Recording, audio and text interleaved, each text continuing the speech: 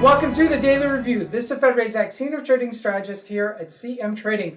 And today is August 14, 2024, and today is Wednesday morning. So looking at the highlights of the day, we're watching the U.S. markets rebound to the upside. But first, looking at today's major economic events. So at 2:30 South African time, out of the United States, we have a super important inflation report, CPI or core price index number coming out. Now, also today, we have corporate earnings for Cisco. As we're looking at the market starting out with the Forex symbols, the euro presses on higher to greater gains versus the dollar. And as we shift over to the indices, the Dow Jones and the NASDAQ do rebound. NASDAQ even more than the Dow Jones. Now, looking at commodities, gold pushing back up to its multi-time frame resistance.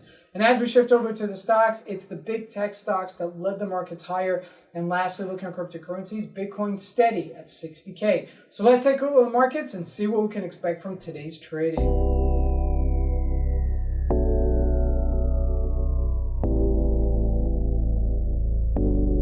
So here we go. First with the Euro USD, a nice breakout move above its 110-ish level. That's really important. Now, it does have resistance-ish level at this 110-ish level because the Euro USD is a very choppy pair, okay?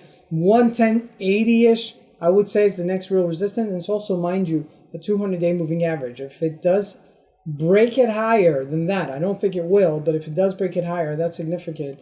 We may see a breakout to the upside. The last time it failed it, right? It touched it just above it and couldn't sustain it, and then we had a tremendous sell-off.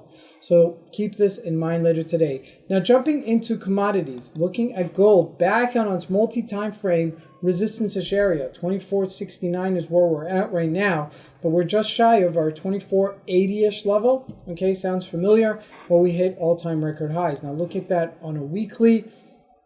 You can't really see it on a weekly, but you can see it, better on a daily, where you see that three resistance-ish levels is right there. It doesn't take much to pop up above it. And certainly if it breaks out higher, we could reach new all-time record highs for gold. Now, crude oil did have a little bit of a pause after pushing higher, and natural gas also paused as well.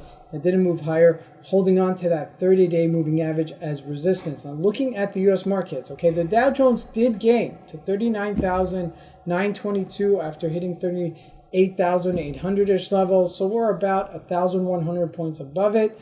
Nothing to write really home about. It's short covering. It's right after a major sell-off. Okay, we still have about 500 points to be at 50% from our sell-off. Now, looking at the NASDAQ, this is where it's getting interesting. The NASDAQ was really weak, and now it's really strong. Okay, it's bouncing the stronger out of the two. Okay, it's at 19,114. Okay, so what's moving us higher? So let's take a look at it. Facebook, very strong here, almost at its all-time record highs. If we look at it daily, it's almost right back at its 240-ish level, only $12 shy of it. Now, if we look at Apple, also made a big comeback as that rebounded as well.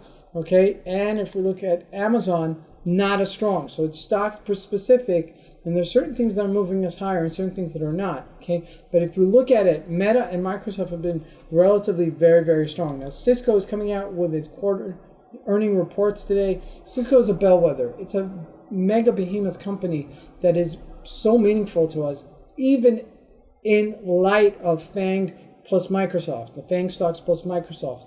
Okay, so Cisco is really important. I'll keep an eye on this later today after the news, see what's coming out with it, see what their sentiment is moving forward, because that's going to be a huge thing. Now, the other stock that has moved up to the upside is an NVIDIA. Okay, right back to our 200-day moving average. Okay, it's coming up to its upper range. All right, 131 is its high. So we're just shy of that, about 15 points. So really, yes, on the grander scheme of things, we sold off, but we're almost at 50% of its comeback. Even more of it, I would say, right? It's right there, all right? So the rest of the market might play a little bit of catch-up to NVIDIA. Now, lastly, looking at Bitcoin, steady at 60K. It's a little bit of a resistance-ish level. Like I said, Bitcoin is a very choppy kind of trade.